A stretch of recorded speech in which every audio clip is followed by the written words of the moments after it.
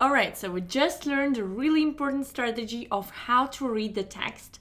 Now let's move to the next very important strategy for your reading section. What reading section answers do you need to avoid? So, imagine this. A test maker is creating a TOEFL question. So he has the text, he has the question, and he has the right answer. Now, a test maker needs to create three answers, which are wrong, but which look really attractive, right? This is his goal. He wants to create three answer choices, which are so attractive that you might confuse them with the right answer. So how do the test makers make the right answer very unobvious and then all the other wrong answers very attractive? They have tools, and we're gonna learn what tools they use so that we actually answer correctly, so that we're not buying all those traps that they created for us. So what are their tricks? First one is the same words. So the test makers take a quote from the text and they put it exactly word by word in your answer choice. So this looks pretty attractive, especially for those who are new to the test, new to exams, new to reading sections, or just for those whose English is their second language, right? It's pretty natural for us to look at the answer, look at the text, see that they're completely the same, and be like, oh, all right, I got it, I found it. So if you see that there's a quote from the text, and then in your answer choice, it is word by word the same thing, it means that this is a wrong answer. It's always a wrong answer. Because if they want to create the right answer, they want to hide it. They want to make it not obvious. So they will take a quote from the text and they will rephrase it completely. It will be all different. It will be all synonyms. Sometimes just try. Go to a reading section, read a text, answer questions, and when you know what the right answer is, try to find the same quote in the text and you will see that they take the quote from the text and they change every word to its synonym.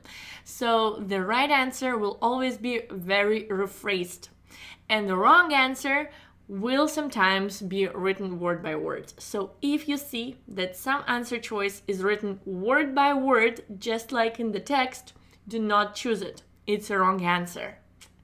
All right, we move to the next reading trick, and it's eliminating words. So what is eliminating words? Eliminating words are such words as always, only, or never. So these words eliminate a lot of other things. So they say always. It means there are no exceptions. Or they say only. It means only this, right? There are no exceptions. Or never, never it happens, right? No exceptions. So when we have an answer choice which has an eliminating word such as always, only, or never, this is a wrong answer. We have no right to choose that answer.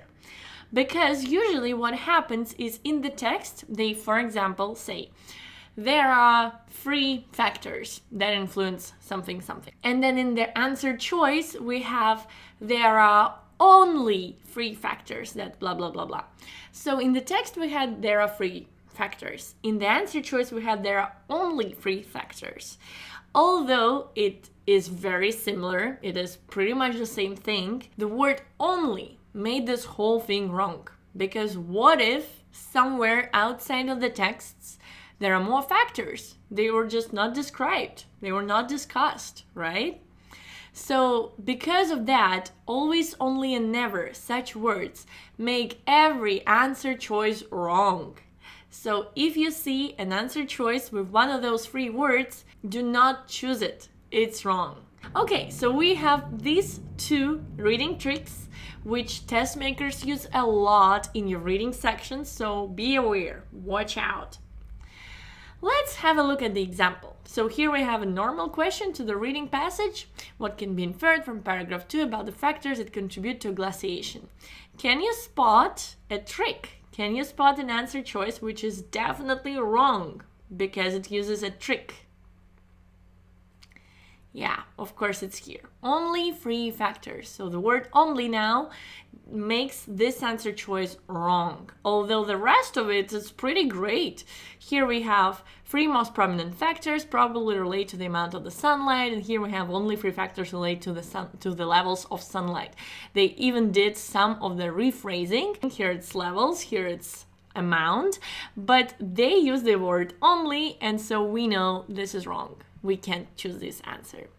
All right, so these are the tricks that you need to be aware of. So the answer choices that you cannot choose because they're always wrong. So keep them in mind. Do not forget about it when you do your reading section. And in the next video, we're gonna discuss the different question types that you're gonna encounter in the reading section. And then we'll discuss how to solve all of them.